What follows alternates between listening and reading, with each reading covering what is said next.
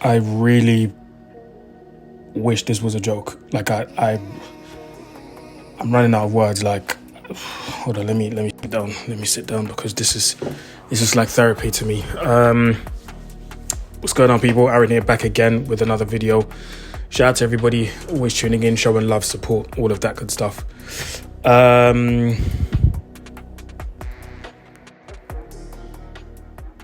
I wish I could sit here and tell you this is a joke. I really wish I could. And I tried to ignore it the first day when it came out. Was it like yesterday or 2 days ago? When it first came out, I was like, nah, surely not, man. Surely not. But then, as the day was going on yesterday, I'm seeing someone from the Telegraph report about it. I'm seeing someone from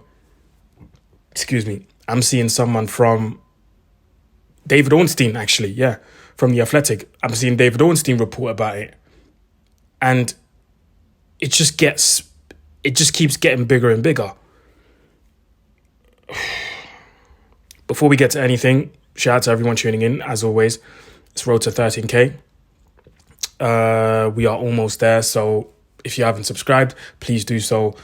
Leave a comment, share it, like it, blah, blah, blah, all of that good stuff. Manchester United are reportedly in discussion with Chelsea for a possible swap deal that would include Jadon Sancho going to Chelsea and Raheem Sterling coming to Manchester United. And like I said, I thought this was a joke at first. I did not believe it because, you know, sometimes these weird rumors come about and boom, they blow up, but it just turns out to be a joke. But from the moment I saw credible journalists talking about this, I was like, oh, we've got a problem here, man. We've got a massive problem. Because let me tell you off the rip, straight away, I would rather keep Jadon Sancho and let him play sporadically than have Raheem Sterling come the other way. Then have Raheem Sterling come to Manchester and let Jadon Sancho go the other way. And this is nothing against Raheem Sterling, the person. I'm sure he's an amazing person, chill person to be with. You guys have seen Kevin De Bruyne when Raheem first joined Man City. Yeah, do you know what I mean? You know what it is. But I just can't wrap my mind around the fact that this is actually a possibility. Like, this could actually happen, people. And listen, if he joins the club, you know, we'll do our best to try and welcome him, I guess. But even then, like, even with that, bro, it's going to be hella weird because man played for Liverpool. He played for Man City. He just played, he just came off of the back of a poor season at Chelsea. And now you're going to let the man come to Manchester United, bro. But is this Italy or something? Because you know in Italy, you can play everywhere and nobody cares. You can play for AC Milan, Juventus, Inter, Roma, Napoli. Bro, like Lukaku's doing, for example. He's played for He's played for Inter. He's going to play for Napoli now. He played for Roma. Like, bro, do you know what I mean? Like, in Italy, you can play for all these men. Nobody really cares. Because as long as you're good, nobody cares. Pirlo played for AC Milan, Juve, and Inter Milan. Nobody cared because he was good. But, bro, Raheem Sterling in England I acknowledge, as much as I'm not part and as much as I don't really subscribe to this tribalism stuff, bro, there's people that do subscribe to that, bro. There's people that fully subscribe to that and they will not have it seeing Raheem Sterling wear the red shirt. Now, don't get me wrong, he's a boyhood Manchester United fan, I've been told. Apparently. So, okay, cool. He's going to play for his boyhood club. But just looking at it from a footballing perspective and business perspective. Let's start with the footballing perspective. I genuinely think if Raheem Sterling and Jadon Sancho, if this swap deal was to go ahead, I genuinely think that Manchester United would get the short end of the... I genuinely believe that Man United would get the short end of the stick. I genuinely do believe so.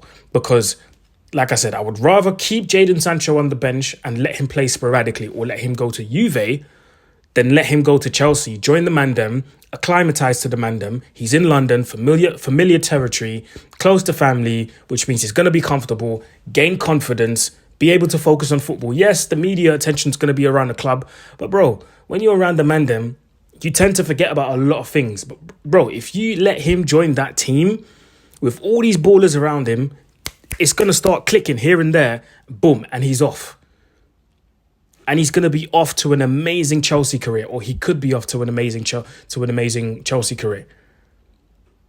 Like, Manchester United cannot let this happen. On the flip side of it, we would get, and again, personally, I've got nothing against Raheem Sterling, but we would get a declining footballer, because let's be honest, Raheem Sterling is declining, not at his peak anymore, not getting younger anymore. He's 29, turning 30 soon, on high wages, and you guys know I'm not really the type of guy to talk about wages like that, but again, I'm mixing it with the business perspective. High wages, over 300 plus pounds a week, over 300,000 plus pounds a week.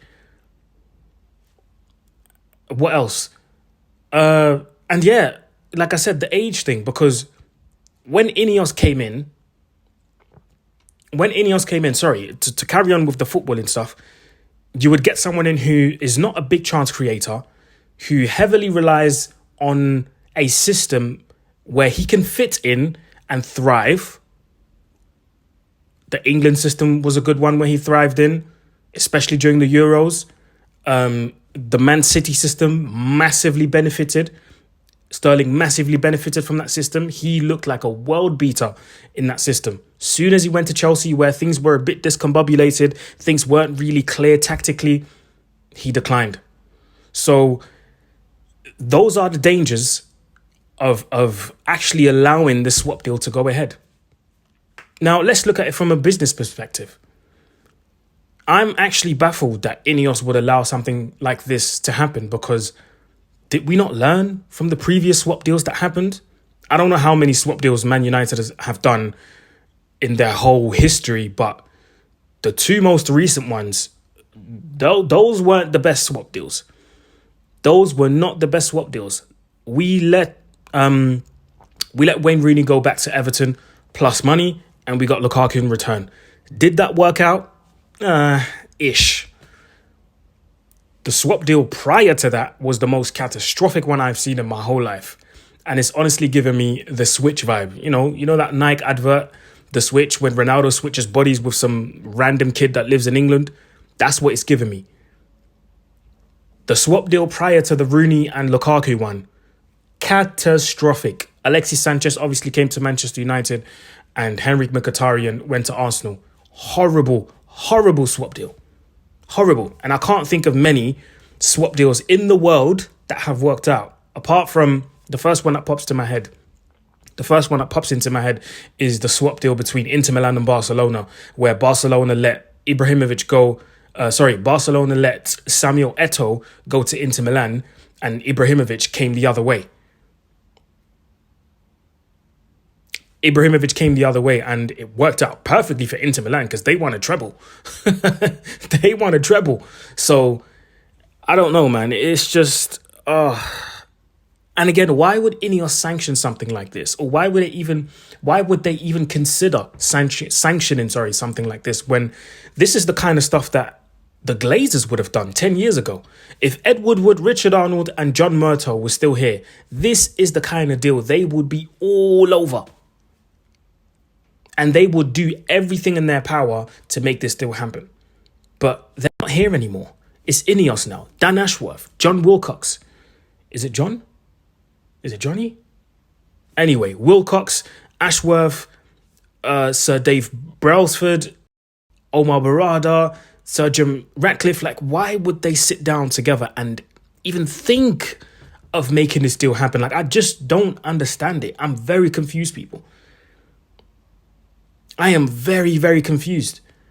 I don't know, man. Maybe you guys can help me, man. I don't know. Maybe you guys can help me understand.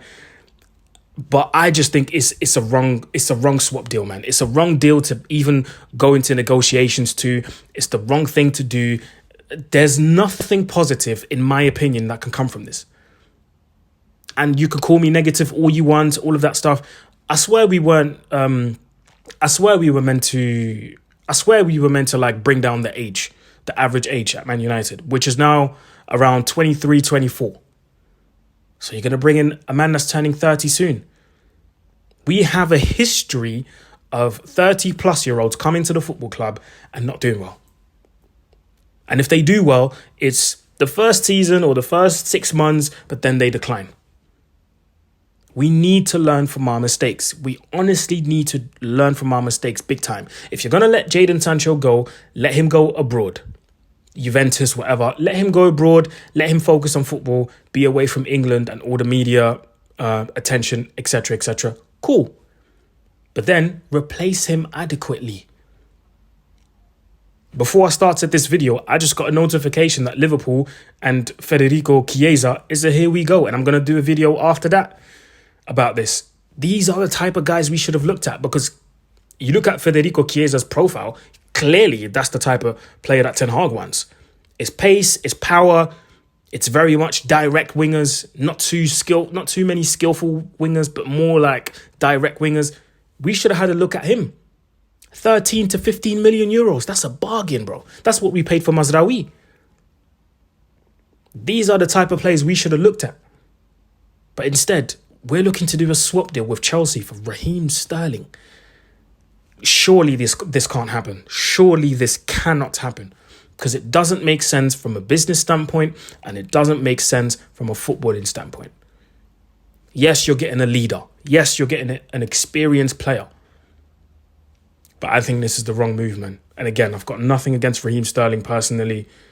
I was actually defending him when he moved from Liverpool to Man City and he got booed at every stadium. I thought it was excessive. I thought it was very, very much, it was over the top. Didn't need to be done.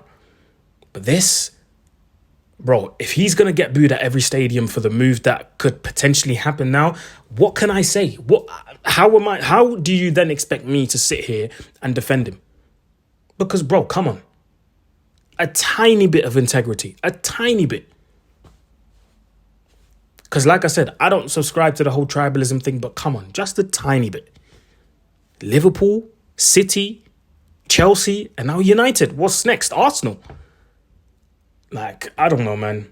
I don't know. You guys let me know in the comment section what you think, but I don't subscribe to this potential swap deal at all. If it does end up happening, we're going to get the short end of the stick. I said it before. And listen, if it does happen and he does come to Manchester United, there's going to be an immense marketing hype around him, of course, because it's Raheem Sterling. He's an England international. I just don't know how this could take us forward, because this would set us 3 steps, 4, 5 steps back, because we've done so well so far. I may not have been a fan of everybody that came in, and I may not have been a fan of some of the decisions that are being made, but business-wise and club-wise, you could see there was progress being made. And this would set us back. So let me know what you think in the comment section below. Like, share, comment, subscribe. It's road to 13K, and I shall see you soon, people. Peace.